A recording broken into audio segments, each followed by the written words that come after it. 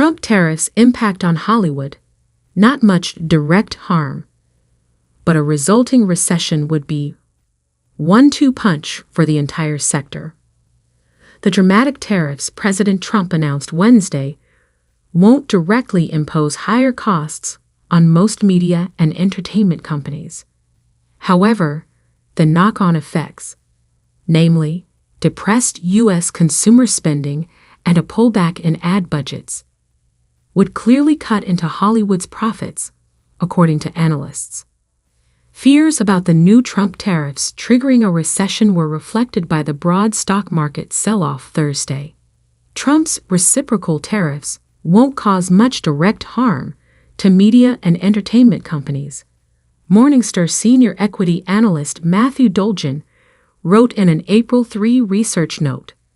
Other than the likes of Apple and Roku, for which hardware comprises a sizable portion of revenue, most companies in the sector don't rely much or at all on selling goods. However, most do rely directly on consumer spending, so economic weakness that results from the tariffs could impede business. Companies hit by higher tariffs are not going to absorb those costs, which would mean higher prices for consumers. And among consumers, one of the first places they are going to spend less is in media and entertainment, said C.G. Benga, principal in PwC's telecom, media, and technology practice, popular on Variety. An economic downturn also would result in lower advertising spending, Benga said, and ad dollars fuel a large portion of the media and entertainment industry. That could mean a 1-2 punch for Hollywood players with drops in consumer and ad spending, she said. In such an environment, the imperatives are simple, Benga said. Her advice: absolutely don't dial back on quality of content and the consumer experience, while at the same time be very thoughtful about areas to buckle down and operate more efficiently. What we've seen from or research is companies that don't cut marketing in a downturn do much better than those that do, said Benga. There could be other ripple effects. As European countries grapple with the economic effects of the tariffs and the implications of the U.S.'s new approach to international conflicts, the sentiment surrounding American movies and media may shift among the European public, said Maggie Switek, an economist and senior director of research at the Milken Institute, a nonpartisan think tank. It is too soon to tell what the long-term effects of these sentiment shifts may be, but it will be important to track public opinion data to better understand what may be in stock for Hollywood's future.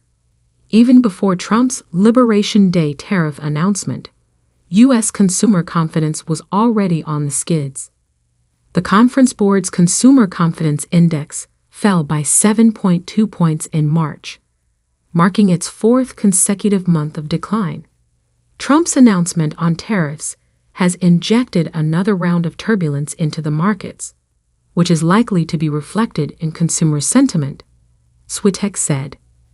Some of the biggest U.S. media and entertainment stocks that fell as much as, or more than, the broader market were Disney, down 9.3% for the day Thursday, Warner Bros., Discovery, 13.3%, Live Nation Entertainment, 6.4%, and Roku, 15.6%.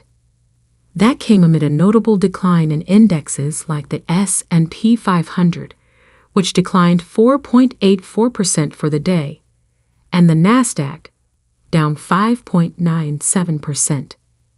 Disney's theme parks and experiences generate most of its profit, and a recession would likely depress tourism and reduce attendance at Disney's parks, Morningstar's Dolgin wrote.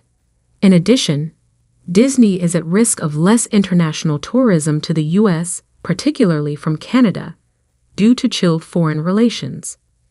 He said Live Nation has similar exposure, as concert attendance is a luxury that consumers could pull back from if needed. But while Disney would see its business cool in a recession, its improving streaming business makes up for potential theme parks weakness, Dolgin added.